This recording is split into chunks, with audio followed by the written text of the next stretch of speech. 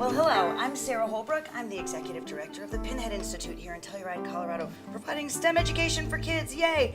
And I'm the lucky interviewer of the mayor of Telluride, Colorado. Hi, Sarah. Sean Murphy, how the heck are you? I'm great. How have you been? I've been very good. So let's jump right into this town council meeting that happened recently.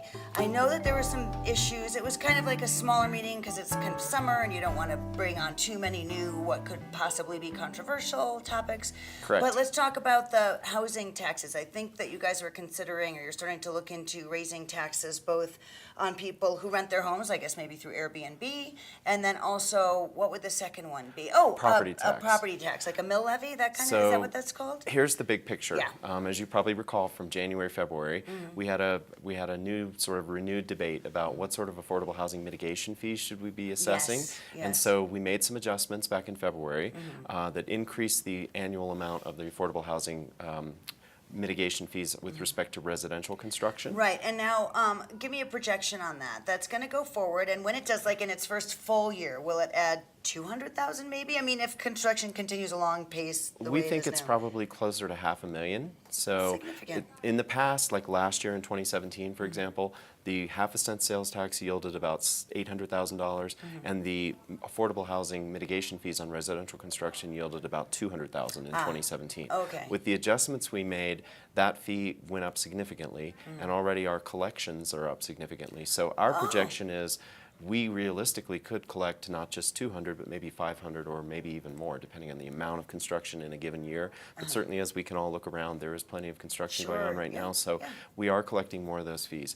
So part of that discussion back in January and February was that perhaps that was a more targeted way to raise revenue for affordable housing. Maybe we should also consider other tools to raise revenue a little more broadly. Right. So that's what brought up the property tax mechanism. And that'll be on the ballot maybe this fall, if you can get it So together? timing-wise, fast forwarding to now, we need to tell the county by July 30th that we soon. will have a ballot measure. We don't have to have the language ready Right. on July 30th, but we have to alert them that, because we do a consolidated election with them, that the town plans to put 1 or 2 or 3 or whatever it might be measures on the ballot. and Because this we would don't be- have any vacancies this year on town council, so we're on the odd year cycles. Oh, got it. So for 2018 November election, we need to let them know by July 31st of this year.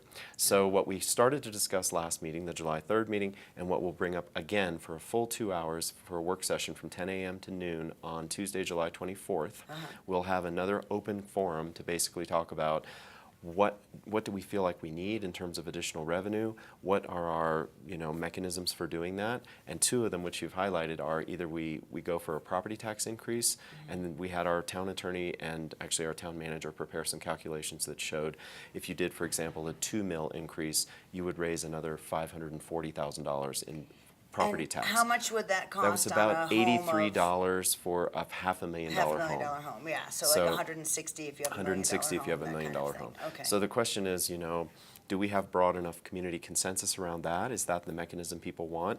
Of course, we all know that probably depends on who you talk to. There's probably no real expert opinion, but perhaps half the homes in this town are owned by people who don't live here year-round. So that tax is not necessarily just going to burden locals who live here year-round. It's going to burden people who own the vacation homes, Yeah. that some of which are short-term rented, which brings us to the other mechanism. And so the town attorney studied the Boulder model as well as Crested Butte, both of whom have imposed a short-term rental excise tax.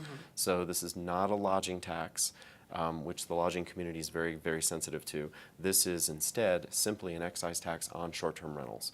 What And does so an excise tax mean exactly? it's a way to call it it's a sales tax. It's effectively a use tax. We have a 2% lodging tax already in the community, and we're not proposing to make any adjustment to that at all. We simply are thinking about adding a potentially, and then this is another thing for the community to weigh in on. The argument is, look, several of us can point to a lot of properties that used to be rented long-term. Now many of them are rented short-term. Maybe because those have displaced people that needed housing, maybe it is appropriate to go ahead and assess an excise tax on short-term rentals And of those properties. What percentage of like say you rent a place for $100, what would the percentage be on that and what would the cost be? We looked at figures that went up to 5% of that amount. And would it be the renter or the person who's renting it that would pay It would be well, effectively, the person renting it collects the tax, but the renter is the one that should be paying the tax. Ah, okay. Now, the lodging community advanced the argument last meeting, and I'm sure we'll hear more about this next week at the July 24th meeting, that they were of the opinion that, no, that's not what's going to happen. What will happen is the owners of the houses will end up bearing that cost, or the management companies that actually manage the properties will bear that cost.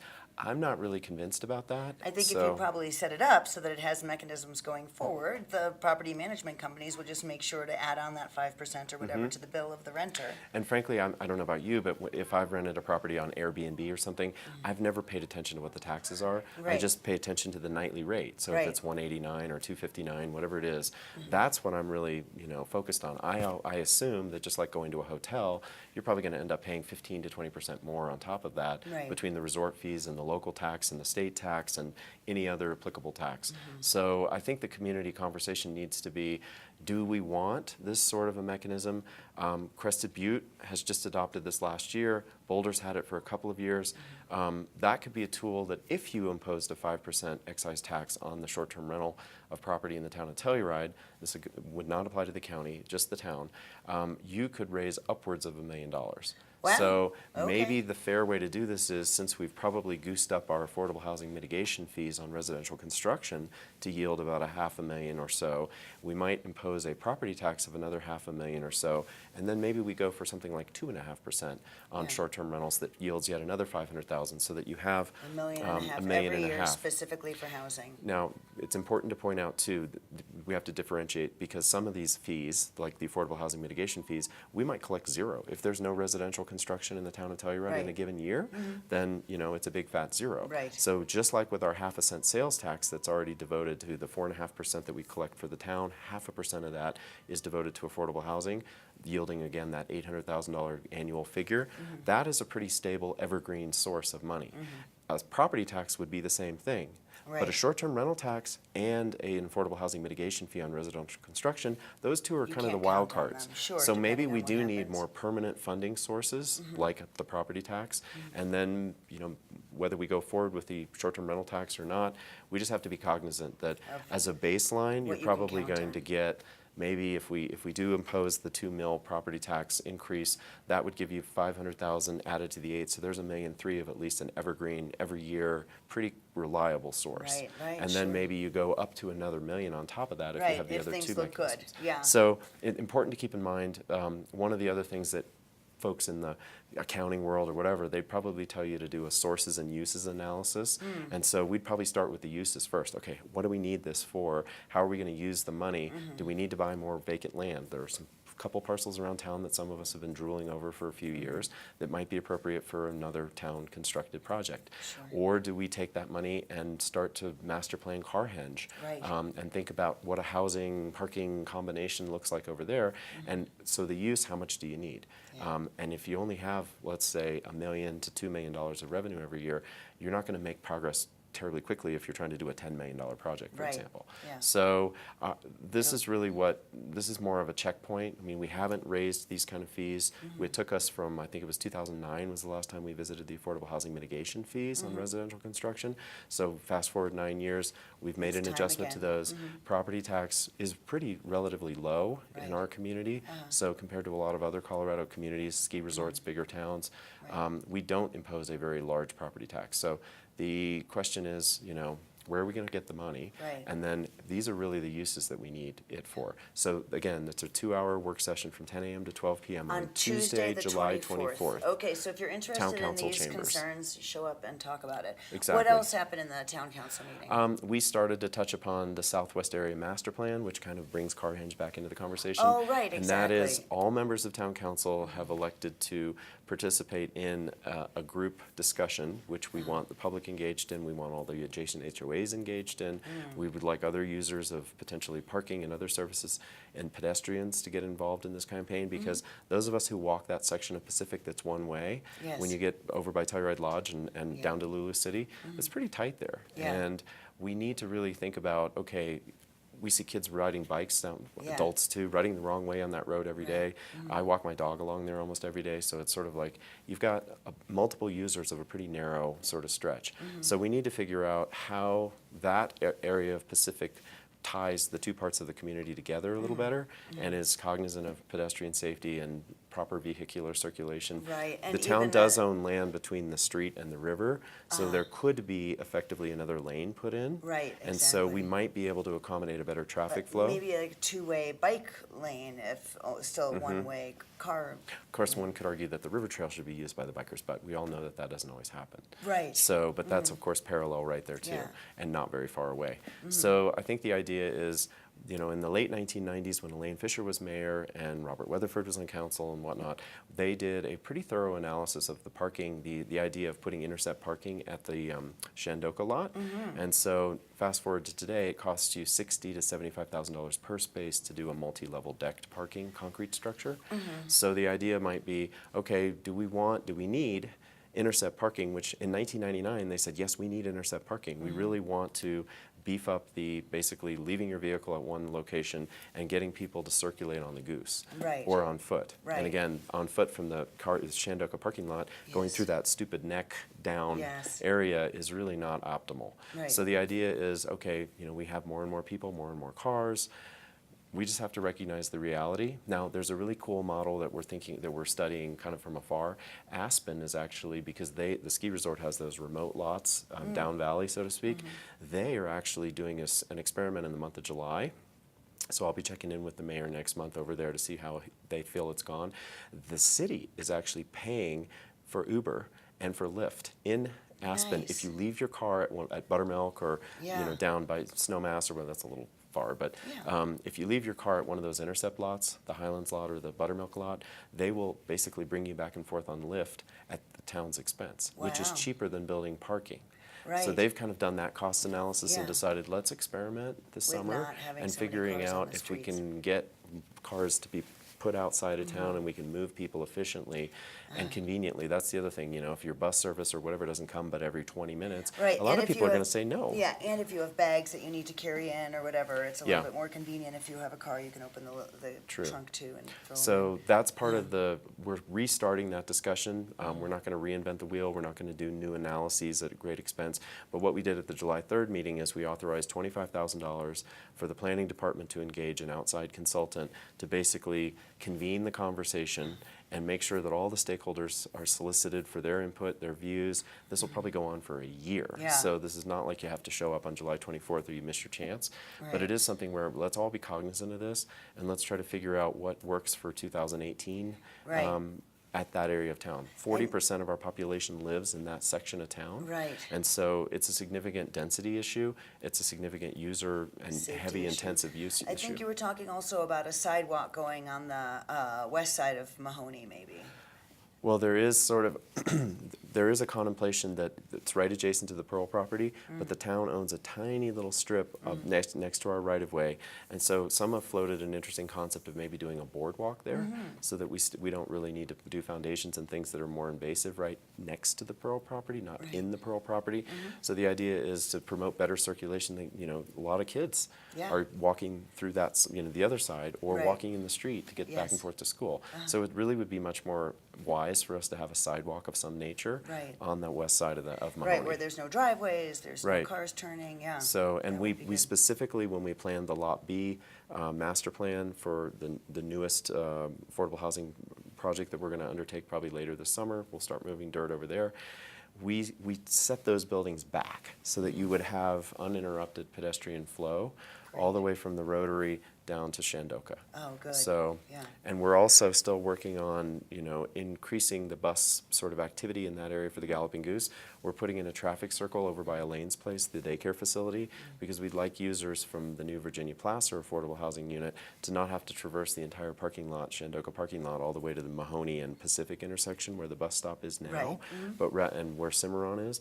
What we'd like to do is keep a bus stop there, but have a second stop diagonally across the parking lot that really serves the 100 people who are now living in the Virginia Placer community Right. and also serves to slow traffic near the daycare center because people will have to stop down, slow down to navigate the circle. Sure. So that's also part of the grand vision for that area, but that when we did the Virginia Placer development, we master planned that new traffic circle in there, so we're just now finally getting around to doing that. Oh, nice. So, but those were the takeaways. So the idea of affordable housing, what do we need and what alternative funding mechanisms or supplemental funding mechanisms are appropriate, and that conversation is very much in play. Also, going forward for the next year, we need to consider The proper southwest part of the southwest town and see what planning, we can do and with that only the area. town rights of way. Some people have this specter of, oh my gosh, back in 2007, everyone got all worked up about the Lift 7 area.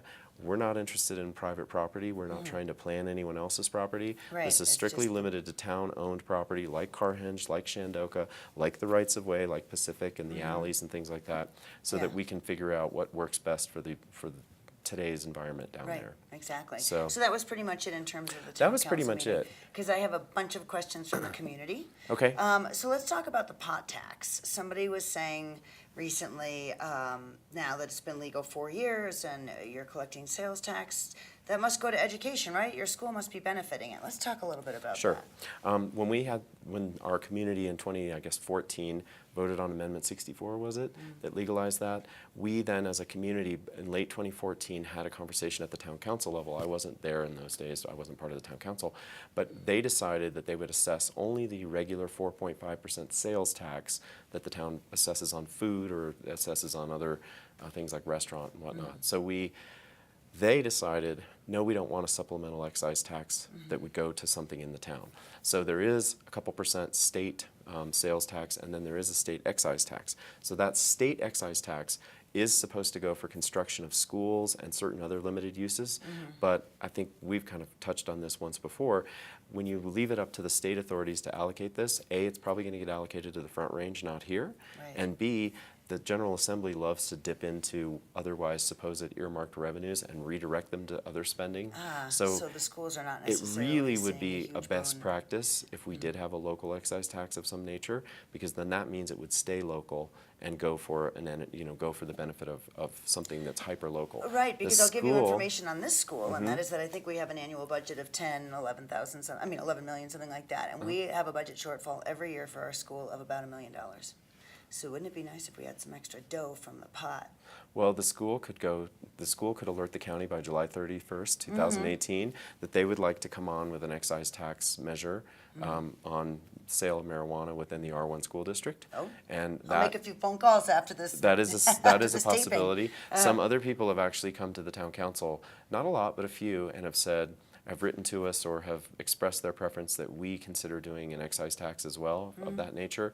There was no, one proposed funding thing was to take that money and then donate it to scholarships for local students Oh, right. to go off to college and whatnot or other training. So that is something that could be considered that we could do. You know, your town manager probably would shudder at this thought of earmarking something specific, because right now, for example, the 4.5% local sales tax on pot generates approximately $225,000 of revenue every year for the town. That goes into our general fund, so it's not specifically earmarked for things. Now, as a backdoor way of allocating that, we've been taking in the last 2 years about $60,000. Of course, cash is fungible, as they say in the finance world, but effectively 60,000 of that 225 has been going to mental health service programs. Sure. So we've been giving that to Tri-County Health, and along with, I think the Mountain Village is giving about 25,000 a year, and the county's giving 25,000 a year. So town is already doing, more than twice what those two entities are for mental health. But there has been a suggestion, and I know Paul Reich on the school board has advanced this proposition for a couple of years, that, there may be a time when we should convene a conversation about, and that's up to people, do you want the $225,000 earmarked for something specific? Right, like mental health, or or scholarships, or Yeah. teacher salaries. And or do you want an additional funding mechanism, just like in the affordable housing context? Maybe we do need to, you don't want to tax constantly, but there's an argument But pot that says is optional, so Yeah. I mean, adding a tax to that, if you don't like it, just don't buy it. It's not like your groceries. right, or your Yeah, property or tax, shelter. Yeah, which you might have to pay directly Yeah. or indirectly, whether you Right. own or rent. So, fair question, Yeah. but that's the way the world works today. And if people are not satisfied with that, then they should tell the school board and they should tell us. Yeah. Another question from the community, and this is, it kind of goes to your southwestern plan. Why don't we just have all the cars that come into town that don't have the barricade pass or the residence local pass? Why don't we just have them all parked there and then take the goose around? Well, the issue is we don't have enough parking spaces yet. Shandoka lot has, I think, about 180 or just under 200 spaces. Those spaces are basically all allocated to residents of either the Shandoka 1, 2, 3, 4 buildings or Creekside.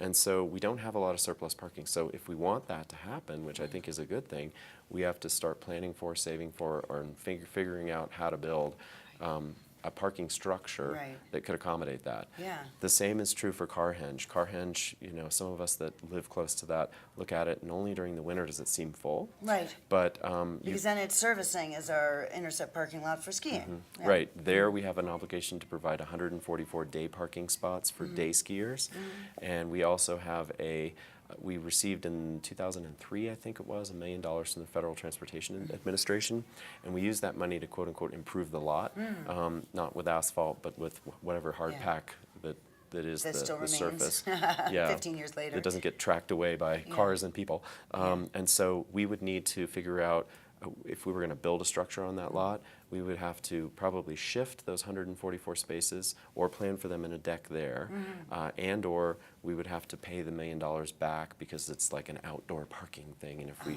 created a structure then, or that could consist of housing or other mixed use things like neighborhood commercial for down that end of town, which would be Right. nice. We would have to basically recognize the reality that we need to come up with $1 million to give back to the federal government, Wow. and we'd also need to pay for those kind of structures. So Right. It gets expensive. it's one of those things Yeah. where we've talked about it for 20 years and we really haven't done it. Right. And yes, I guess 11 years ago we had a bit of a discussion about Carhenge and maybe what happens adjacent to that. The goal here is to basically say, okay, we know we need it. We know we need these parking structures, either one or both locations eventually. Yeah. And we know we need more housing. And so both of those locations, in conjunction do with the both. parking, can Yeah. do both. Yeah. So. And in the meantime, the county's building an intercept parking lot down by Society Turn. So Yep, that'll be mitigate some of the 120 traffic. spaces.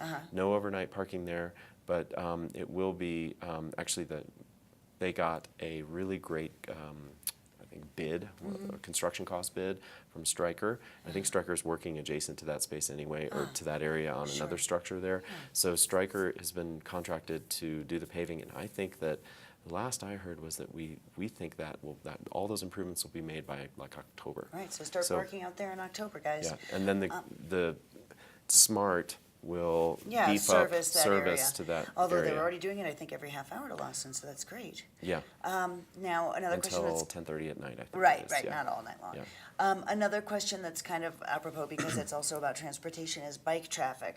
One of our locals had said, maybe 15, 20 years ago, before your time, the town did a big outreach about bicyclers following the rules of traffic, as if you're a car.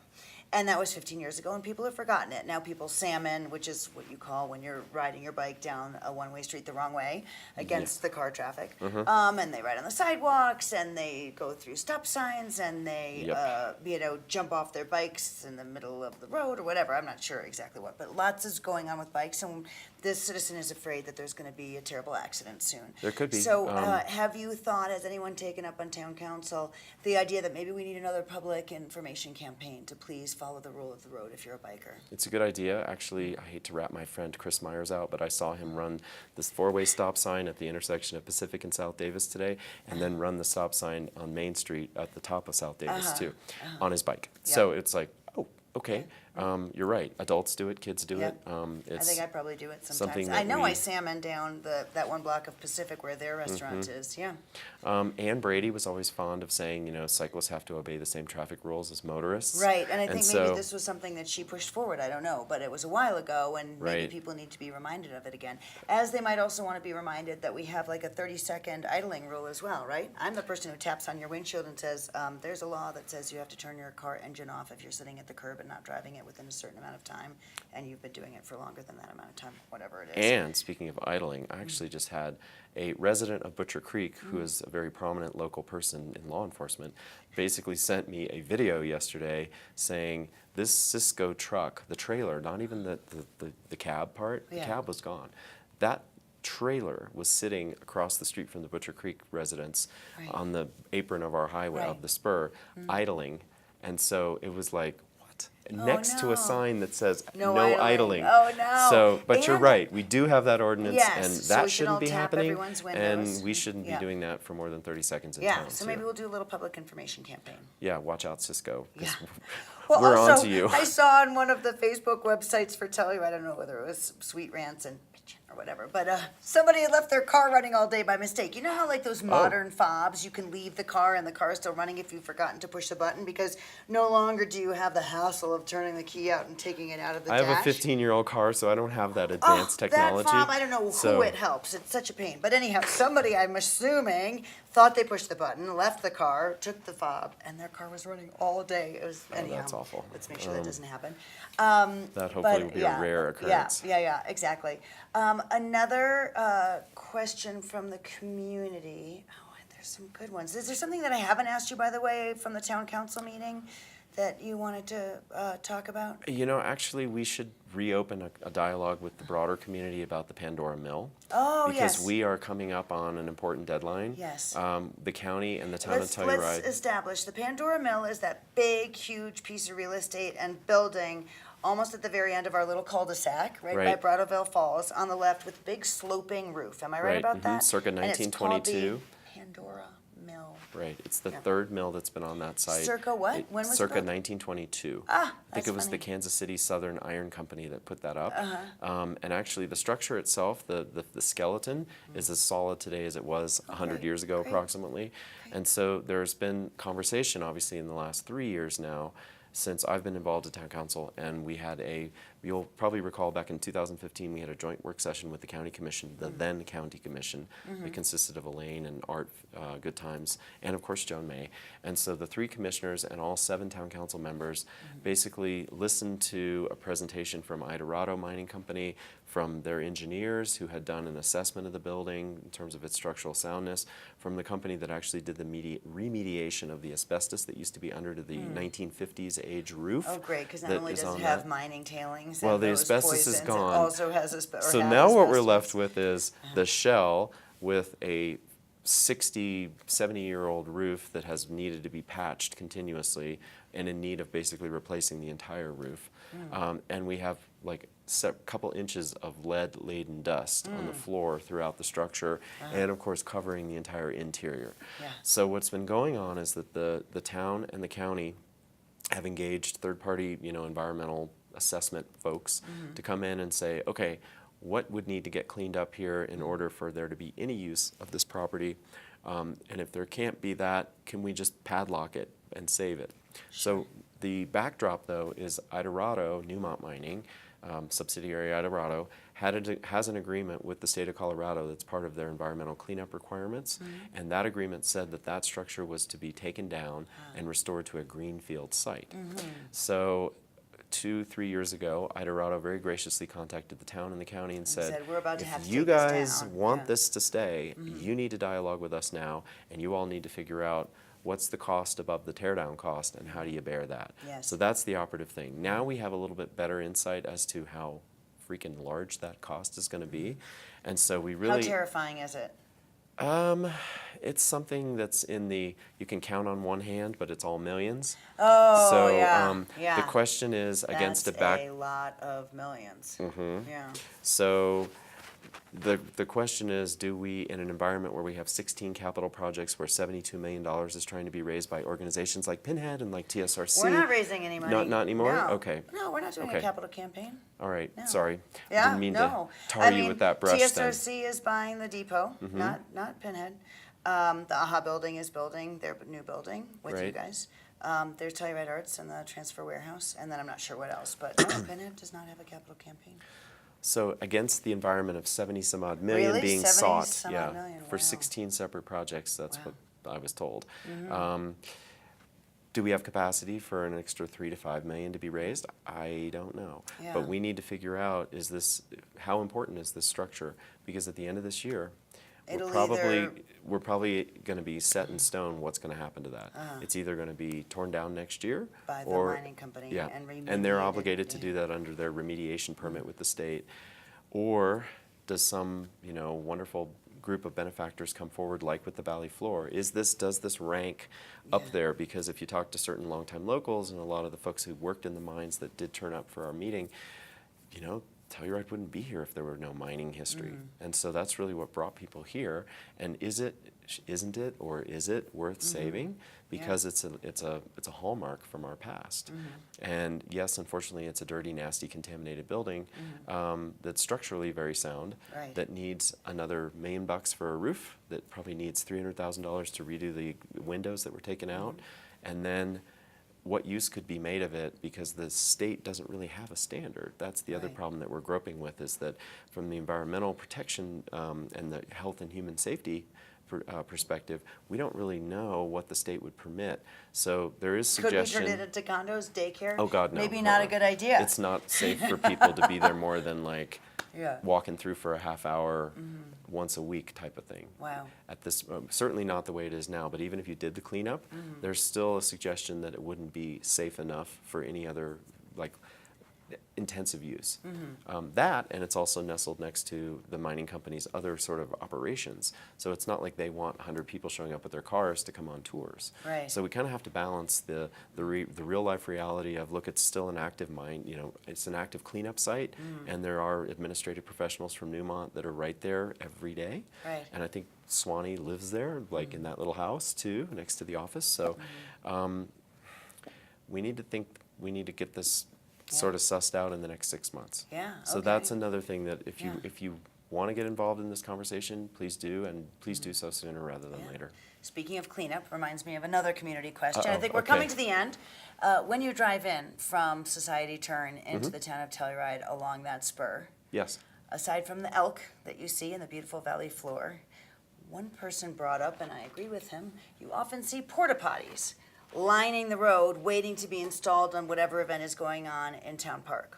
During Do festival we- season. During festival yeah. season, which is basically from, bluegrass to blues and brews. Mm-hmm. And I wonder if this community member wonders if there's another place to store them. Maybe by the Public Works, not on the spur. Because this person says that's maybe not the image that we want to project to Telluride for people who are arriving for the first time into town.